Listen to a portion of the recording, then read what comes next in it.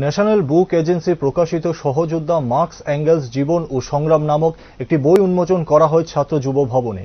এই অনুষ্ঠানে উপস্থিত ছিলেন সিপিআইএম এর প্রাক্তন মুখ্যমন্ত্রী মানিক সরকার ও সিপিআইএম এর রাজ্য কমিটির সম্পাদক তথা বিধায়ক জিতেন্দ্র চৌধুরী সহ আরও অন্যান্যরা। পরবর্তীতে বক্তব্য রাখতে গিয়ে মানিক সরকার বলেন, কমল রায় চৌধুরীর লেখা কার্ল মার্কস ও অ্যাঙ্গেলসের জীবন সংগ্রামী সহযোদ্ধা নামক বইটি লিখতে প্রায় 3.5 থেকে 4 বছর সময় লেগেছিল, যার মধ্যে প্রায় 550 পৃষ্ঠা রয়েছে এবং এই বইটি লেখা খুব সহজ ছিল না ওনার পক্ষে।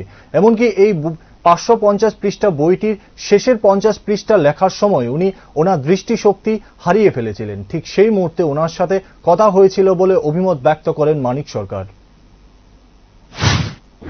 প্রায় 3.5 থেকে 4 বছর সময় নিয়ে তিনি এই বইটি লেখার কাজ সম্পাদন করেছেন। খুব স্বাভাবিক, 550 পৃষ্ঠার বইটা এক মাসে লেখা যায় না, এটা সম্ভব না। এবং তার মধ্যে শেষের 50 পৃষ্ঠা যেটা, তখন তিনি তার দৃষ্টিশক্তি সম্পূর্ণ হারিয়ে ফেলেছেন। যখন তার সাথে আমার কথা হয়, তিনি আশা ছেড়ে দিয়েছেন, আর দৃষ্টিশক্তি সম্ভবত আমি ফিরে পাবো।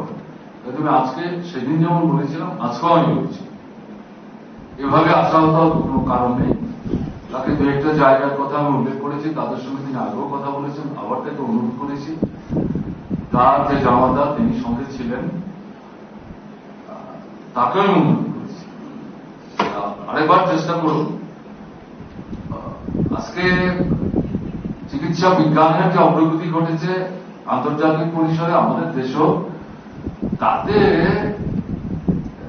যেটাকে এই মুহূর্তে অসম্ভব বলে মনে হচ্ছে, এর থেকে বেরিয়ে আসার মধ্যে কোনো না কোনো সুযোগ বের করা গেলেও যেতে পারে। চেষ্টা করুন, যদি আমাদের দিক থেকে কোনো রকম সহযোগিতার প্রশ্ন থাকে তাহলে নিশ্চয়ই আমরাও সাহায্য করার